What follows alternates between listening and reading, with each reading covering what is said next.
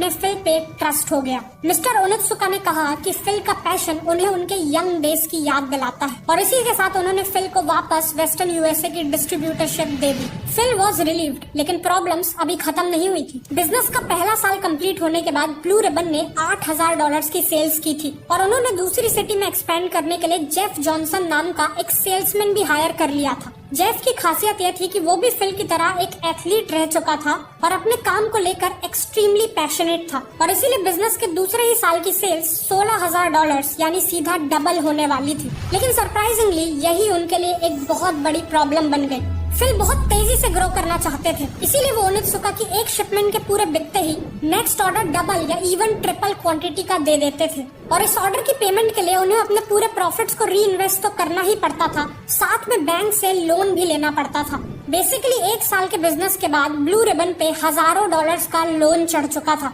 और cash flow negative था। इसी के चलते बैंक्स ने फिल को और लोन देने से मना कर दिया और सडनली बिजनेस को चलाने के लिए कैश था ही नहीं। ब्लू रिबन के सर्वाइवल के लिए फिल को कैसे भी पैसों का इंतजाम करना था, इसीलिए फिल ने वापस से एक अकाउंटेंट की जॉब ले ली, इस बार PwC में। वो अपनी पूरी सैलरी बिजनेस में इन्वेस्ट करने लगे। दूसरी तरफ उनके पार्टनर बिल बोवरमैन टाइगर के शूज को बेटर बनाने पे काम कर रहे थे। बोवरमैन ने रियलाइज किया कि अमेरिकन की बॉडी जापानीज के कंपैरिजन में ज्यादा लंबी और हैवी होती है, इसीलिए उनके शूज भी डिफरेंट होने चाहिए। बोवरमैन ने टाइगर के शूज को भी टियर करके उनपे कई एक्सपेरिमेंट्स किए। टर्निंग पॉइंट आया जब उन्होंने टाइगर के ही अलग अलग शूज के बेस्ट फीचर्स को मिला के अमेरिकन के लिए एक अल्टीमेट डिस्टेंस ट्रेनिंग शू डिजाइन किया। उन्होंने शूज का नाम कॉर्टेज रखा। ओनित्सुका ने कॉर्टेज की मैन्युफैक्चरिंग स्टार्ट की और ये शूज अमेरिकन मार्केट में आते ही सुपर सक्सेसफुल हो गए। फिल के मैनेजमेंट और बोवरमैन के शू डिजाइन के चलते अगले 5 सालों में पूरे अमेरिका में